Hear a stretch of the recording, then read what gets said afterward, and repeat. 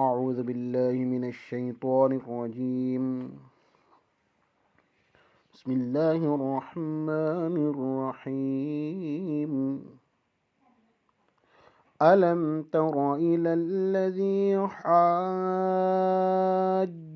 إبراهيم في ربه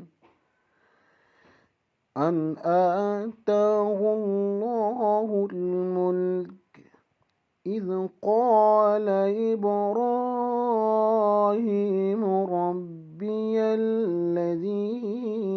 يحيي ويميت قال أنا أحيي وأميت قال إبراهيم إن الله يأتي بالشمس من المشرق فأت بها من المغرب فبهت الذي كفر والله لا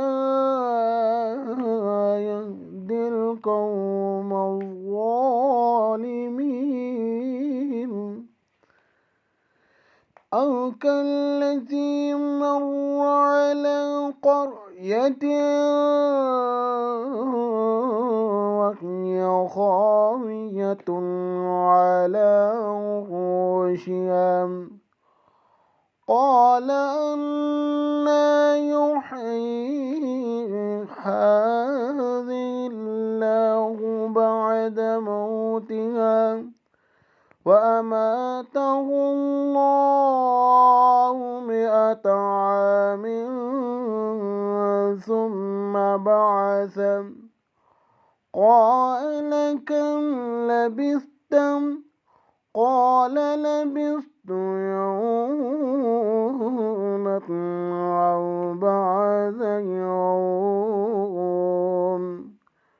قال بل لبثت 100 عام فانظر